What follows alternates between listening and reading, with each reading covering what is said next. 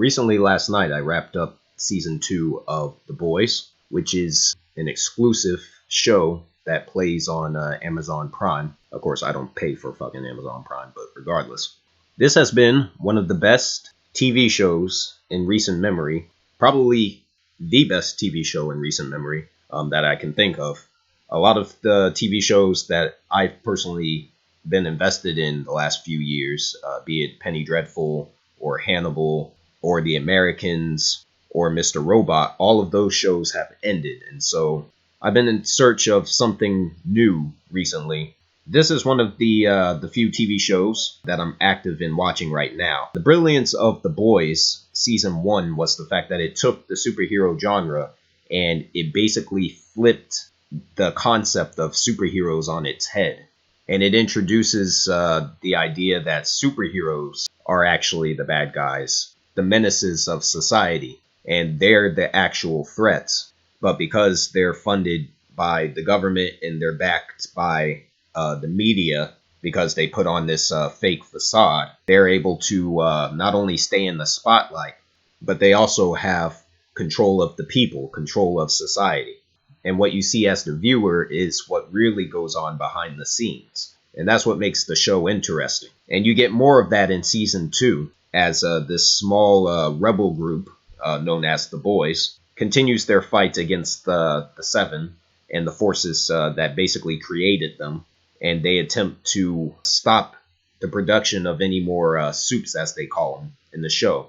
And there's a lot of interesting character dynamics that happen in season 2.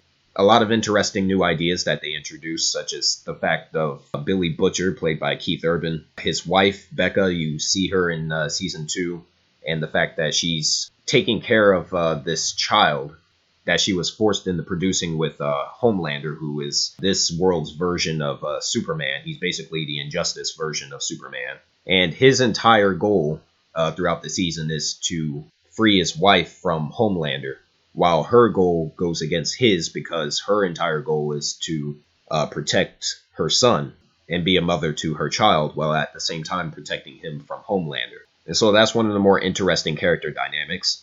All of the great characters from season 1 return in this one, including Homelander, A-Train, and Starlight.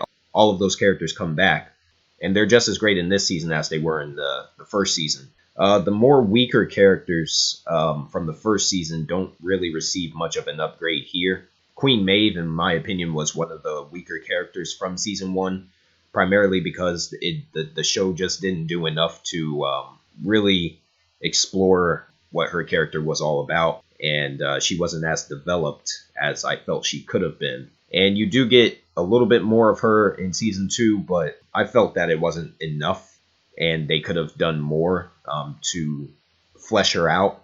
And it wasn't until season 8 that I felt that she really broke out of her shell and chose not to be a silent puppet of the Seven that she was in the first season and pretty much the entirety of season 2 up until the very end.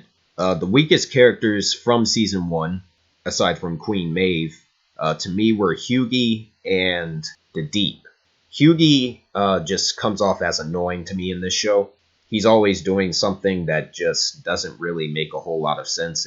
And I guess he's supposed to be the heart of the show. He's supposed to be the character, the Peter Parker type character that everyone roots for. But really, Hughie to me only works so far the way they've written him. He only works when Starlight is on screen with him. Those two characters play a good dynamic contrast with each other. And without Starlight, Hughie is just boring.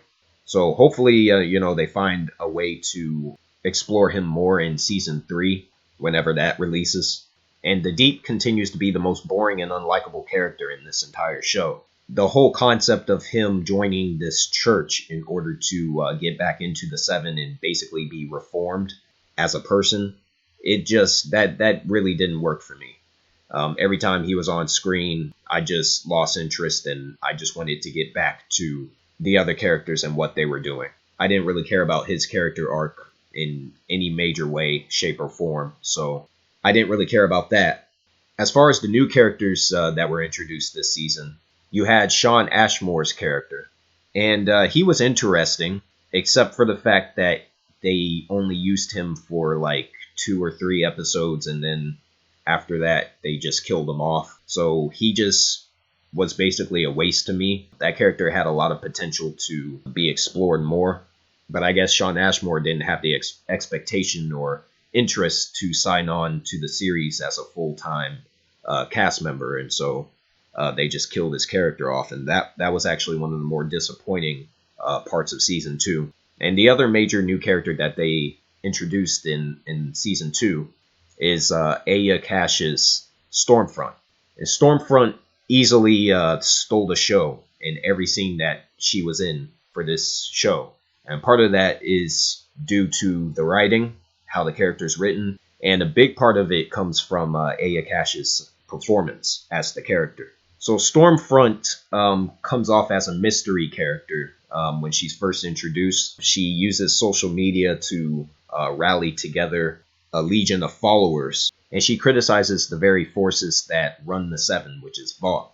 And at first she comes off as, snarky, very annoying, but in a peachy kind of way.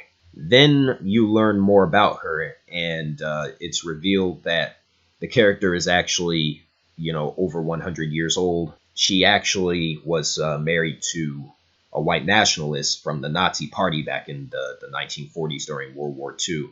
And she even had a daughter. She had a child at one point who eventually grew old and died while, she remained at the same youthful age that she was during that time period. And basically her whole ideology is that supes should be the dominant race in society. She views them as a separate race of people, and they should be the ones that are in the spotlight. They should be the ones that are controlling everything. But by the end of the season, she gets too full of herself, and she makes some serious mistakes that lead to an unfortunate end. And that's something that actually worked for me, because the character is just sadistic. She basically has a different aura about her when she's out in public, and she wants everyone to think that she's a certain way when really she's very fascist and just psychotic. And that's what makes her a good fit for Homelander.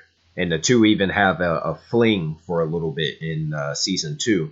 But of course it doesn't last because, as I said, Stormfront's overconfidence gets the better of her. She was easily the best part of season 2 whenever that character was on screen.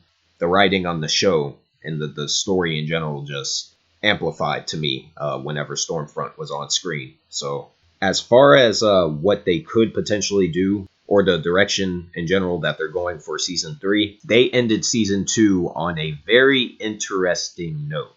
And it didn't feel cheap at all. Like it wasn't a cliffhanger or anything like that. But it left a very important thread open that I'm interested to see that dynamic be explored. And I'm interested to see where they go from there. Because that character reveal at the end of season 2 was just executed on a masterful level. All in all, season 2 was great. I really enjoyed it. There wasn't an episode that I felt dragged or anything. The only time the show felt like, okay, this is kind of stupid, I want to, skip past this, was anything having to deal with the Deep and his character arc. Outside of that, everything else was extremely entertaining. And one of the great things that Amazon has continued to do with this show is keep it at a minimum as far as the number of episodes per season. Having 8 episodes, quick in and out, that's fantastic. Because I remember watching some Netflix exclusive shows, like some of their Marvel shows, where they were like 13 episode long seasons, and they would just drag in several parts because the story was just too long, and there were certain things that they could have cut out of those shows in particular. And The Boys just does not have that problem.